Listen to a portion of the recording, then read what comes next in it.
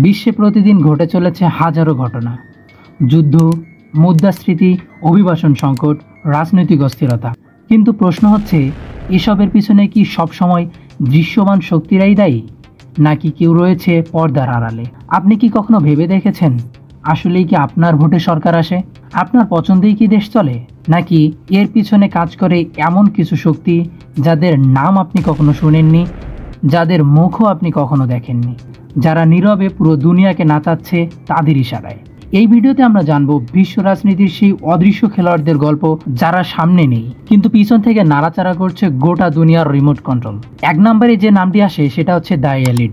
দুনিয়ার মাত্র 1% মানুষ যাদের হাতে রয়েছে দুনিয়ার মোট সম্পদের 50 ভাগ। এরা কেউ রাজনীতি করে না, কিন্তু রাজনীতিবিদদের কেনে। তাদের হাতেই রয়েছে মিডিয়া, ব্যাংক, তেল, গ্যাস, ওষুধ, অস্ত্র এবং প্রযুক্তির নিয়ন্ত্রণ। এদের মধ্যে রয়েছেন Rothschild family, Rockefellers, Bill Gates, Elon মাস্কের মতো ব্যক্তি, যারা নিজেরাই দেশের চেয়ে বড় কোম্পানি চালান। 2 নম্বরে যে জিনিসটি উঠে আসে সেটা হচ্ছে থিঙ্ক ট্যাঙ্ক। থিঙ্ক ট্যাঙ্ক মূলত হচ্ছে গোপন সংগঠন। Council of foreign relationship, CFR, টেইলর্ড communication, builder group, এগুলো এমন সংগঠন যারা গোপনে বিশ্ব নীতি নির্ধারণ করে। এসব মিটিংয়ে নির্বাচিত প্রেসিডেন্টদের চেয়েও বেশি ক্ষমতাবান মানুষরাই বসে সিদ্ধান্ত নেয় কে যুদ্ধ করবে, কে শান্তি আনবে, কোন দেশ ভাঙবে, কোন দেশ গড়ে উঠবে, কোন দেশের অর্থনীতি কি প্রভাব ফেলবে, তা সবকিছুই নিয়ন্ত্রণ করে এই গোপন সংগঠনগুলো। 3 নম্বরে যে বিষয়টি রয়েছে সেটা হচ্ছে ইন্টেলিজেন্স এজেন্সি। এই সংস্থাগুলো অনেক সময় সরকার পরিবর্তন করে, যেমন CIA, মোসাদ,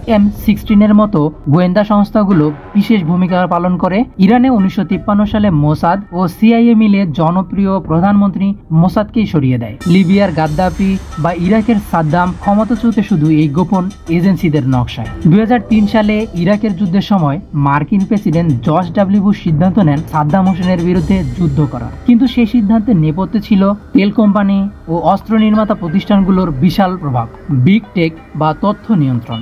আপনি যা দেখেন, শুনেন, বিশ্বাস করেন, সবকিছু নিয়ন্ত্রণ করে social media, Facebook, Google, YouTube, টিকটকের মতো এই কোম্পানিগুলোর অ্যালগোরিদম মানুষকেই ভিত্তি করে গড়ে। আপনি ডানপন্থী হবেন নাকি বামপন্থী হবেন, কে বিদ্রোহ করবে আর কে চুপ থাকবে, সবকিছুই নির্ধারণ করে সফটওয়্যারের কোডের মাধ্যমে, যা আপনি কখনো কল্পনাও করেন না।